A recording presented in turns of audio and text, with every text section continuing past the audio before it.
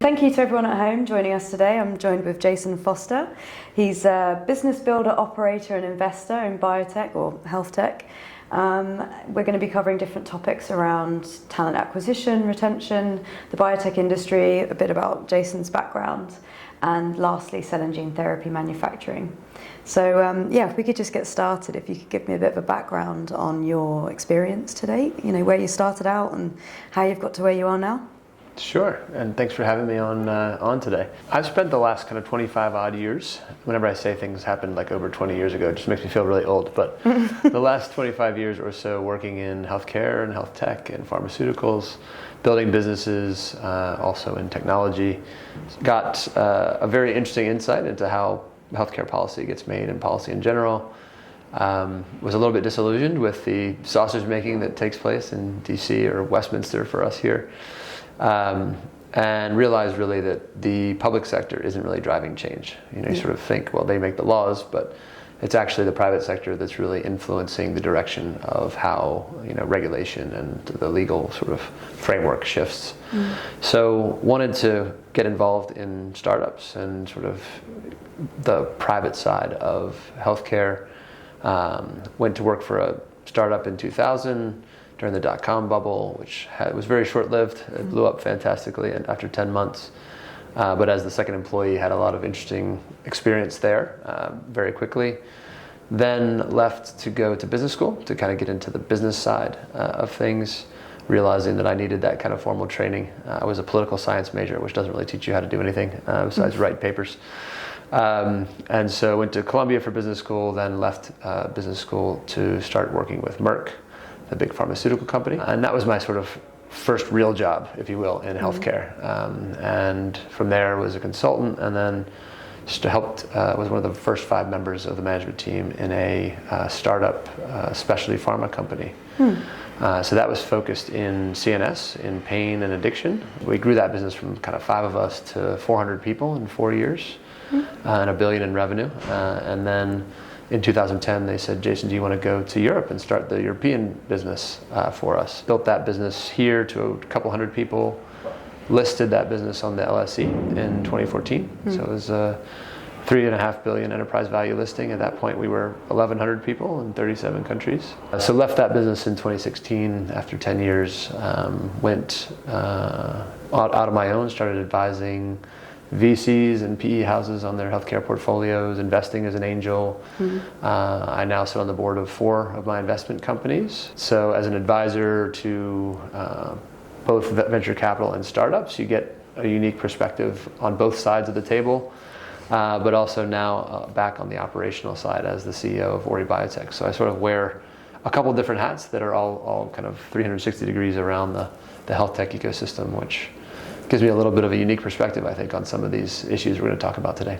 Yeah, I can imagine so. And how do you manage your time amongst all of those different responsibilities? I don't sleep that much. No, do you not? There's a lot of late night phone calls between 9 and 12 p.m. But, if you're doing what you love, it doesn't feel like work. And like we discussed earlier, culture, I mean, it's a term that's used a lot, right? But it's obviously paramount to success of any business. And what's your main focus in terms of hiring, and how do you maintain a positive culture throughout your companies?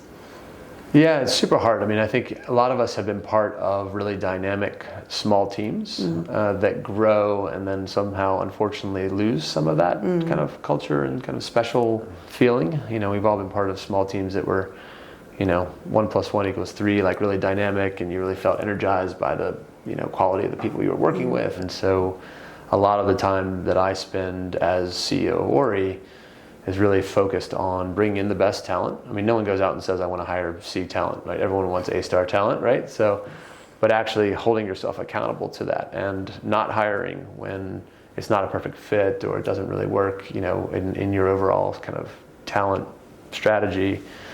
Being disciplined about that is super hard. And I think Reed Hastings wrote a great book called No Rules Rules. So Reed is the CEO of Netflix. Talking about this idea, what he calls talent density. How do you maintain that as a business scales? So we've doubled the size of the team this year. And so it starts by hiring top talent, but also by putting the right structures in place and not too much structure, right? So leading with context, not control, Reed also talks about. So we've all worked in companies that had a travel policy, right? Yeah. So you can't fly first class, or you can't spend more than 30 pounds on dinner, or whatever the kind of rules are. But they don't ever tell you like why. Like, why 30 pounds? Why not 40? Like, why do you have to tell me, how much I can eat for what? Like, what's the point? Why is the business doing that? Yeah. But if you leave context to say, what we want our employees to do at Ori is to treat our investors' money like it's their own money. And then another big element is purpose. Purpose for the business.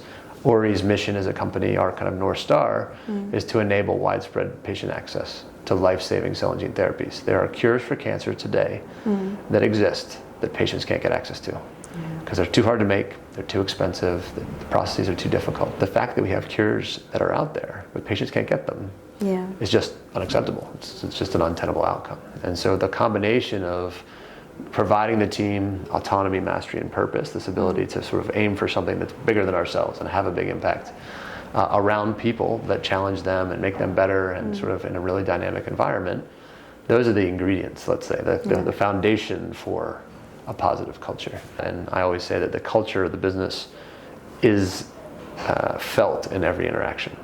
But it's super hard. It's a daily activity, every day. This is probably the thing I think about most is our people and the culture of our business. And in terms of being a leader then, what would you say is most important for you and when you're hiring other people? I think I've learned some of these lessons the hard way and not being very good at it early in my career. I mean, I think many of us get promoted into a managerial role by being really good at our jobs. So you're a good sole contributor, and in my case I was in marketing. I was a marketing director, and I said, okay, you're pretty good at that, so you should now move into a general management role. And the skill sets to do that well are totally different. So managing managers and managing through others versus managing directly. I had managed a few people before, but that kind of is a massive difference. And a lot of the mistakes that we make in organizations is we put really high performing sole contributors into managerial roles without any training. So, I think learning by making some mistakes along the way, but I think, really focusing on the people, what they need, what motivates them, what are their goals with their role, what's really understanding them intuitively and trying to support them. Like a lot of people don't have ambition to be a CEO someday. They want to be really good at, this piece, or they want to publish, or they want to, I employ a lot of scientists and biologists, and, their goals are very different from my engineers or from my data scientists or from my C-suite. And so really understanding the motivations of those people, what they want to get out of it, and being very sort of finally aware of what's going on in their lives. And I'll never forget, we were talking about feedback and openness in one of our team days, and one of our team, she like pulled her hood down so that her hood was like covering her eyes. It was just so uncomfortable. Because what we'd asked them to do is just partner up and give another person a piece of positive feedback. Like it's not even better if feedback. This is just tell me something you love about them, that they do great, that you really appreciate about them. And even that was hard. And so we start there, and then we've slowly been building on, well, how do you give your manager feedback? So I have one-on-ones with all of my directs once a week, half an hour, and I religiously stick to it unless I'm like on an airplane. But it's very easy for that communication gap to exist. When you're sitting at the computer screen talking to someone on Teams or on Zoom, you feel like you've had a meeting, right? I mean, we've seen each other, we've had a dialogue. But all that body language and all those cues, and human beings, we're social creatures, right? That's what I always say, we're social creatures. We're used to sitting around a campfire or sitting across from each other, and so much of that communication is lost in 2 dimensions. So you have to really work hard. So these are the kinds of things that I spend a lot of time thinking about, a lot of time focusing on, helping to coach my managers and the team around these things, and it's a work in progress.